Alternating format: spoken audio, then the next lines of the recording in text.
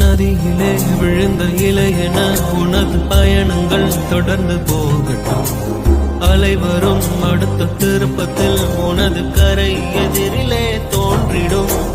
வேறெங்கோ செடி எங்கோ நீ இங்கு தனியாய் போகிறாய். வழி தவறி வீட்டில் வந்த பறவை போலவே பார்க்கிறாய். நீ கடவுள் எழுதி வைத்த மண்ணில் வந்த ஒரு கவிதையடா. அதன் இடையில் இரு உயிர்கள் செய்த எழுத்து பிழை பாவமடா.